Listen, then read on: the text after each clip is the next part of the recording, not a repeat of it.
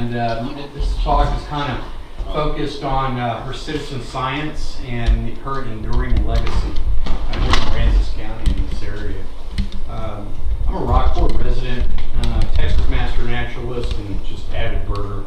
I love the birds, and you know, it's part of, it's from her legacy and what it has done for birding in this area that is why I relocated here from Dallas originally. I know many other people it's the same case, and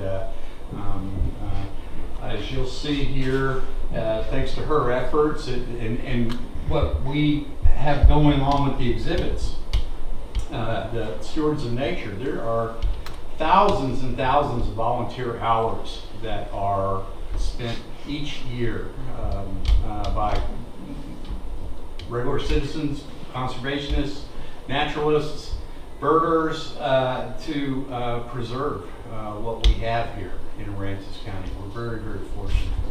And of course, the Stewards of Nature focuses on some of these people that are involved with this. And it's really a great thing, and for our environment, and you know, for me, for the birds. So I tell you what, I've got to operate the. I'll do it for you. I'll just do it from back there and speak. Okay. You know, again, everyone's probably pretty familiar with Connie. I'm kind of starting her story at about the time when she first came down here to the coast with her sister, which was in 1934. In fact, one of her quotes is, "Someday we must go down to the coast and see the birds." And of course, Rockport is where they came. Backing up just a little bit, part of what made her so notable was her nature journal, which she called the Nature Calendar.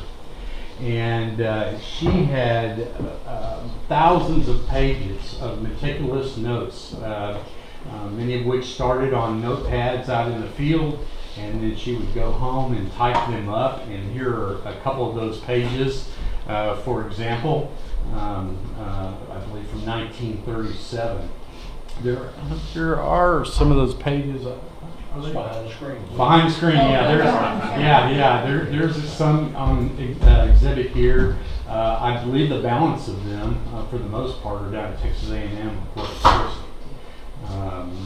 So, you know, it was this nature journal is what really began to shake the world in her observations. 1933-34, Bert and Connie came down here and stayed at the Rockport cottages, and by January 1935, the Hagers had bought the Rockport cottages and moved here. Now, I didn't, you know, as long as I've been studying and reading about Connie, I've never kind of put all this together. But I want you to know that in January 1935, Connie was 50 years old. Okay? She was born in 1886, excuse me. And so, really, all of this that I'm going to talk about today, and what you know, her widely recognized accomplishments happened after age 50. It was up, you know, through her whole life, she had been interested in birds and flowers and butterflies from her family. When she was in her 30s, her and her sister started a nature club up in Corsicana. But things didn't seem to really get serious with her until she got here to Rockport in 1935. And again, she was 50 years old.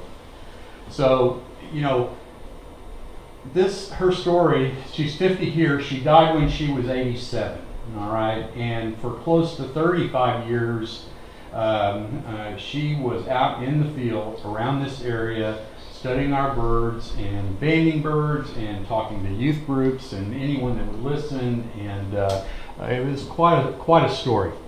It's quite a story, beginning at 50 years old.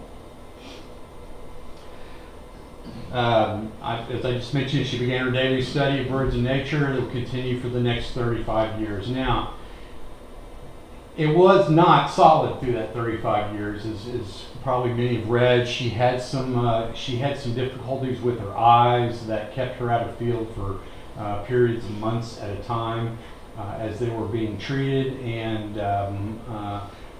but for the most part, for 35 years, she was all over Aransas and Aransas County, around the Aransas and Copano Bays. Her detailed observations and uncanny memory yield new information to science. Just a few of the little facts related to that. She began to construct migration patterns of hundreds of birds, and migration studies was unknown at that time. People were not sure. There were all kinds of. There was a tale back long before that, but it was still active in the 30s that there were people that thought the ruby-throated hummingbird rode down here on the back of geese, you know, and but they had no idea, where their winter grounds were. They knew it was south of the United States, but they didn't really know the path they took and things like that. What we know about our flyways today is relatively new information, and of course with bird banding. And now the GPS tracking, the science of migration is making its greatest leaps and bounds right now. She noted a number of birds and documented a number of birds in our area that were beyond the traditional range of which ornithologists claimed at the time. And as a result of that, she added 25 species to the Texas bird list. In other words, species that were documented to be seen in Texas. Her kind of public outside of Rockport in Fulton, her public debut came as an article which she contributed on May 3rd, 1936 to the San Antonio Express called "Texas Gulf Coast is a Haven for Bird Life." And it was from that point that George Williams of Rice Institute in Houston contacted Connie and asked her to begin her contributions in his Gulf Coast Migrant publication, which was really the only one of its kind at the time. A senior biologist, Dr. Harry C. Oberholzer, very noted bird, an ornithologist with the U.S. government from the Gulf Coast Migrant, had seen some of these observations she was reported, and of course he was in doubt, as most of the scientists, ornithologists in the Northeast were. They just did not believe what she was writing down and what she was reporting. Eventually in 1937, Oberholzer arrived here to see for himself. And not only did he come to believe it, but he became a real fan of this area and of Texas and its birds. He maintained a relationship with the Hagers for the balance of his life. This is down here probably 5 or 6 more times after 1937. Oberholzer also nominated Connie to the American Ornithologist Union, the AOU, which, as I understand, she was the first non-academic, first citizen ever nominated to the AOU, involved with the AOU at that level. Again, he would visit Rockport many more times for the balance of his life, and some of our loved birds. As the word got out in the 30s and late 30s, and mainly prior to World War II, many other ornithologists and avid birders came down here, and probably the most famous of which was Ludlow Griscom, who was also an Audubon chairman at a time, and everyone in the Northeast considered him the dean of bird watchers. He was the man out in the field. But as we all know, that it was a relationship with Roger Torrey Peterson essentially the inventor of the modern day field guide, which we use and are basically the template for all others today. It was her relationship, Connie's relationship with him, that she treasured the most. Peterson made a number of trips over the years down here, the last of which we'll talk about in a little while was in 1996. Birds that put Texas coastal bend in the spotlight. Of course, the whooping cranes were the lead bird in the spotlight down here. You know, in 1940 there were 16. In 48, when Roger Torrey Peterson was here, there were 31. And it's believed right now, after the nesting season this summer, that we're right at about 340 whooping cranes. There was 45 fledged whooping cranes this year up in Wood Buffalo. How many of those actually make it down here, we don't know. I think that's why it's around 340, because it was about 308, 310 last year. The greater prairie chicken, another noted bird down here, and one that's in everything related to Connie. Everybody that came down here wanted to see these birds, and they would come during the breeding season. They had a very famous dance, which the males are pictured here doing. You can see with the orange and they're puffed up. They were north of the picnic table, or the picnic area on 35 as you're going out towards the refuge to Tivoli, was kind of the zone through which they lived. They had mainly due to the farming that took the row crops that took over through that area that devastated their habitat. And the last confirmed sighting in Aransas County was in 1990. And of course, there are many other birds. As you see there, about 50% of all birds in North America can be seen here. They say that's roughly 500 birds have been documented in this area, these counties of the coastal bend, and there's just under 1,000 birds in North America. So that's quite a bit. We have. Of course, geographically, we're in a kind of a unique position. We have the confluence of the Central and the Mississippi flyways, which are major migration paths for birds, particularly to the northern United States and Canada.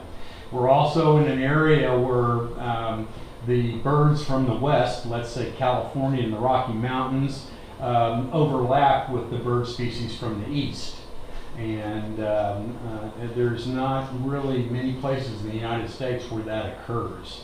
And then lastly, we have the subtropicals that come up from Mexico into the Rio Grande particularly. But some of them, as the climate's changed, some of them are making their way up into our area too on a more frequent basis.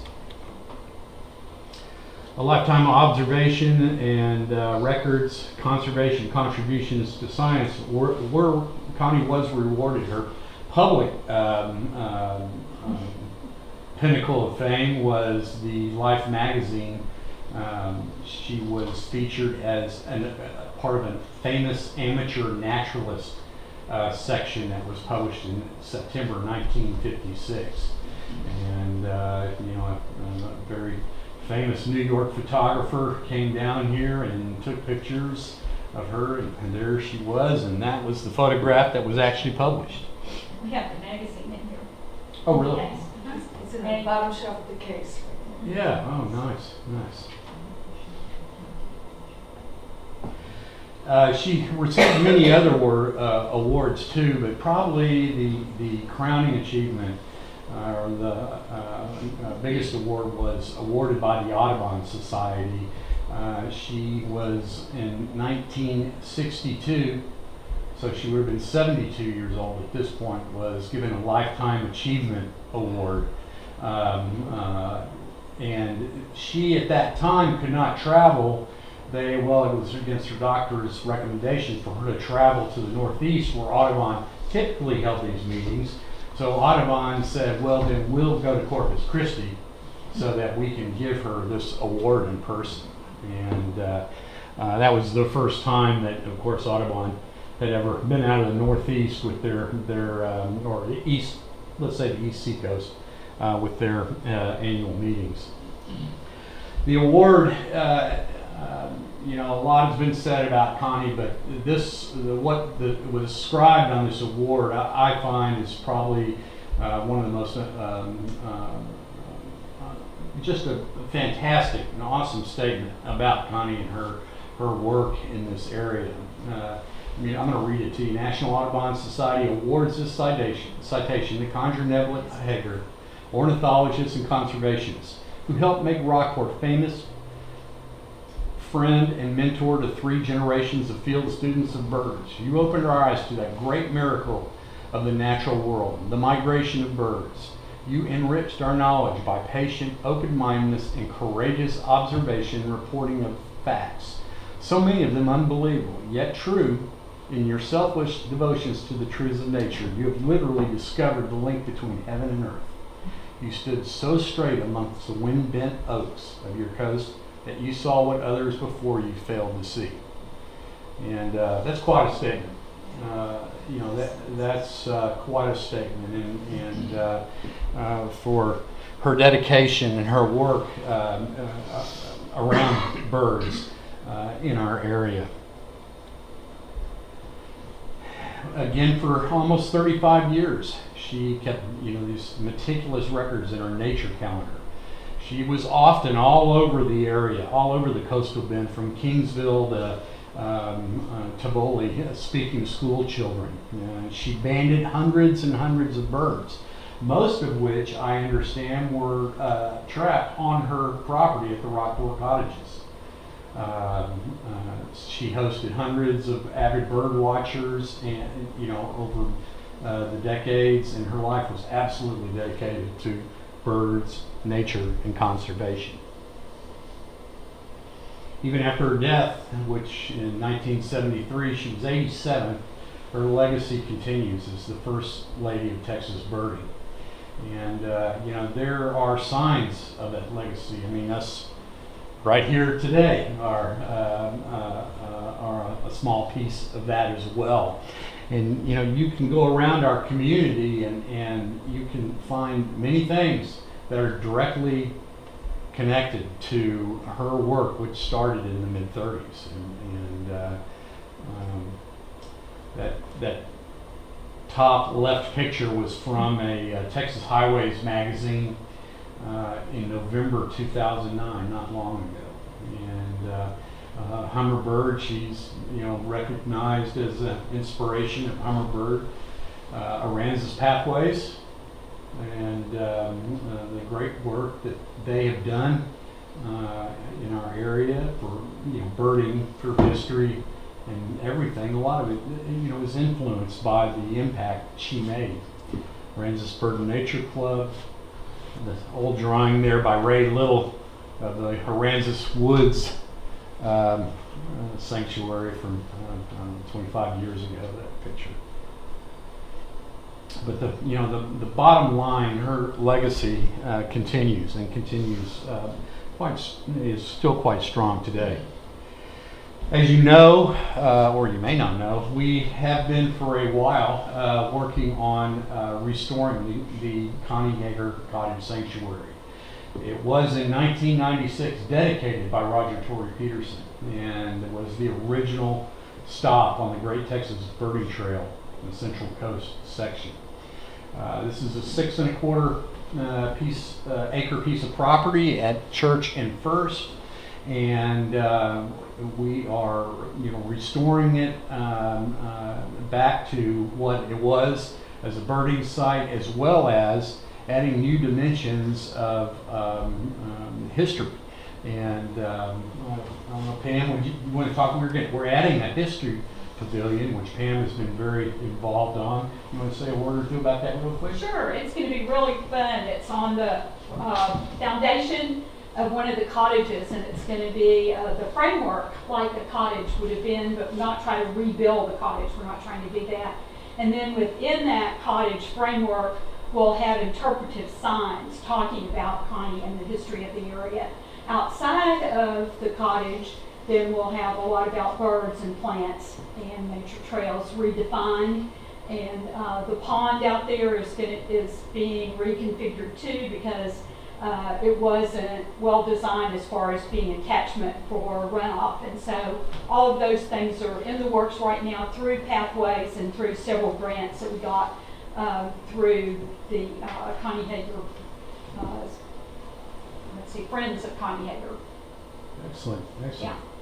Yep, and the Aransas and Patricio Master Gardeners have designed a new plan.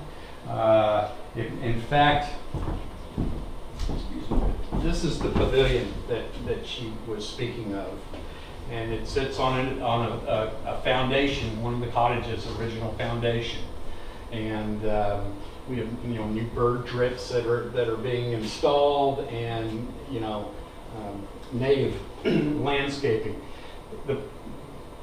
These plants have been very successful out at the Linda Castro Sanctuary up on 35. And so a lot of what we've learned from there over the past 3 years or so, we're transferring as far as landscaping and some of that knowledge into the plan for the cottage sanctuary.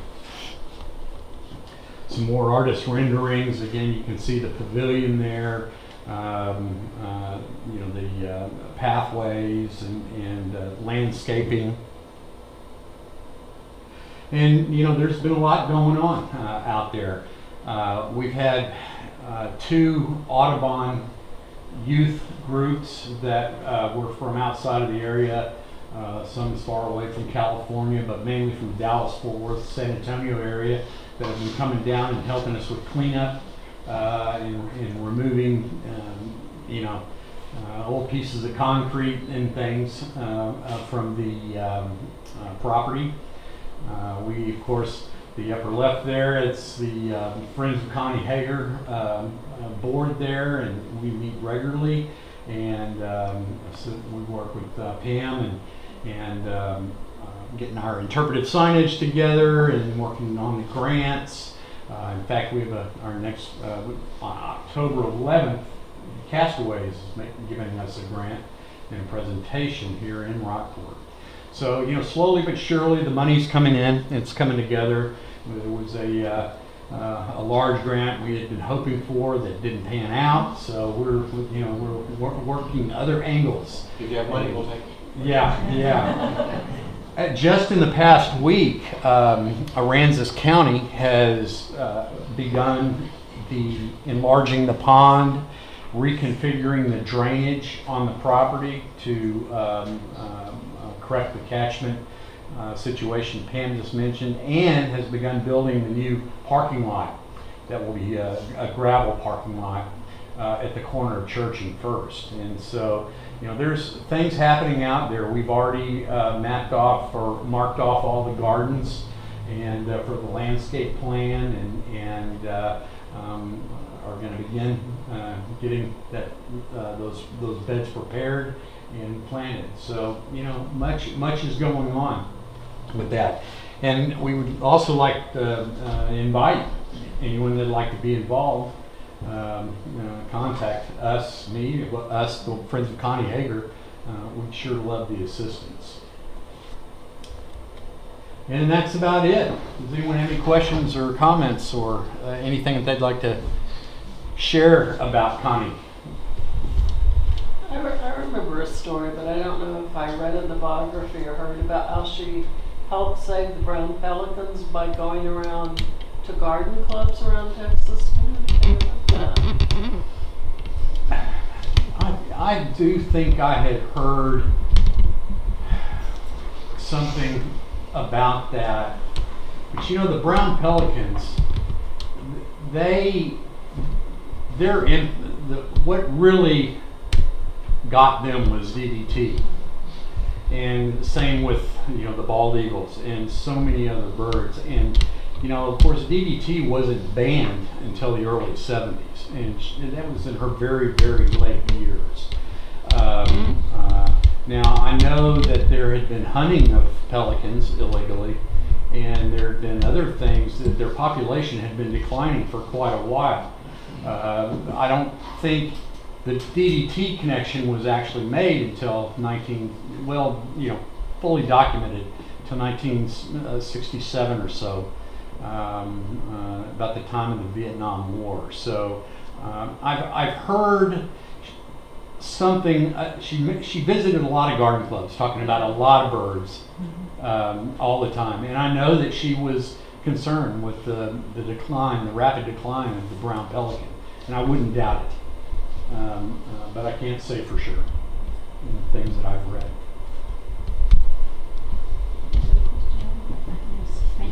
Well, thank you, Glenn. We appreciate it. Okay, one more here. Oh, question. I'm just wondering if anyone has any insights into Connie's husband Jack was a real estate guy, and I've often pondered, her don't mess with the environment and the quandary that she lived with. And I don't know if there's anybody around who remembers any little tidbits of insights into that, but they obviously made it work. There was, in the book, somewhere, I can't remember, Hager was behind development. So, and she was not, and one of the things that was a problem was the Lake Road. Now, that's as far as we've got. And that's what I remember too, Yeah. reading in the book, but I just wondered if anybody had any other little juicy insights. We need to research that more. To do that, I gotta go to the Because it is phenomenal when you see the Connie Hager sign right across from Keelego, and it's like, they both survived, until the next hurricane. Yeah, we did pick that up and thought we would try to pursue that, even maybe have a debate about that at some point. It might be kind of fun to bring in, different elements of what's going on. Sure. Yeah, that would be really good. Let me just point out the things that are in this room, which are Connie Hager. Of course, we're happy for you to take your picture with Connie Hager if you'd like. This is a big photo op. People come in here all the time and stand with Connie Hager and have a good time doing that. And we have Roger Torrey Peterson. He'll come right back here to his spot now that we've had this program. But we have, over the years, this is the third year, we put something up about Connie Hager. And so we have different things that have been collected and added to over the year. Her timeline is at the back. Her heritage, her grandmother's photographs are back there. Her one grandmother wrote a book about living through the Civil War in East Texas. So Connie had a rich heritage of writing, of the history of Texas, and about, she wasn't just somebody who all of a sudden popped up. She really was well educated and had a rich heritage in her family to do things and to write well, that kind of thing. Her early life was a privileged one in Corsicana. She talks about her both parents coming from families from plantations in Louisiana where they were fairly well-to-do, aristocratic, she said they could be called, and that sort of thing. So she had a very rich background that she grew into and really took advantage of it in that sense. We have a day with Connie Hager here and a map that shows all of her daily route. Vicki put this together last year. She didn't just she didn't just look at birds and make little random notes. She went twice a day, on this route. And those of you who've read her book know how that was. So we have that portrayed over there. As we said, we've got some of her pages out of her notebook over here, and we have Sandy's favorite story with the bird in the window over here. Oh, You want to tell that one? I think Vicki knows that story better than I. I was going to tell you a story about the second photo on this poster, the one where she's with another woman and the pelicans in the water. And I don't remember who told me this, but it was at our first year when we first had a big Connie exhibit 2 years ago. And that was when the live photographer was here, Eisenstadt or whatever his name is. And she came across a teenage boy with a rope around that pelican's neck out in the street. And she slammed on the brakes on her vehicle and she got out of her car. Imagine this lady about that size storming up to him, and she made him take that rope off that pelican and somehow got it over to the shoreline. And that's Connie watching that bird take off on its own. I don't remember who told me that. It was at that first, it was one of we had a lot of local people that knew her that would look at our photos and tell us personal stories. Well, That's Connie in action. I noticed that Glenn had it in his Mhm. slides too. and another story about her as a live photographer coming down was that he came down and went into her cottage to greet her, and she was there in one of her lovely dresses, you know, with the white collar and nice little floral design in the dress, and he said, well, you know, you just don't look like a bird watcher. I mean, this isn't going to work, you know, I can't take your picture like this. And of course, she always wore dresses, she didn't wear pants, she wouldn't even consider that. And she said, well, you know, essentially this is all I've got, this is what I've got. So she took him back to her closet and let him pick out the dress that she would be photographed in. So whenever we have Connie Hager, I always try to put on a skirt. I feel like if I would come into this exhibit in pants, it would just not be right at all. So I always try to be sure that I'm in a skirt. Right behind the screen is that photo of Connie. She's on a ladder, Oh yeah. working with a bird house or something in heels in a dress. So you'll have to see that when the screen goes up. Well, you may remember this, but James Richard Fox told Vicki and me a story that one day, he's a fishing guide, takes people out hunting and fishing over the years. And he was at Little Bay and he had his BB gun with him. Down the yard, his yard. Oh, I thought it was Little Bay, out in his yard, shooting birds with a BB gun. She got out of her Packard, and according to James Richard, lectured him for almost an hour, and then got back in her big Packard. Yeah. Behind the wheel of her. I worked at Corky's years and years ago right out of high school, and every Sunday afternoon around 3 o'clock, Connie and Dr. Goldman, who was a dentist here in town, would come in. He always had a bowl, a seafood gumbo. She always had a grilled cheese sandwich with one slice of tomato and a beer in an unchilled mug. And they just made a big thing of every week telling us what they wanted, and we knew what they were going to do.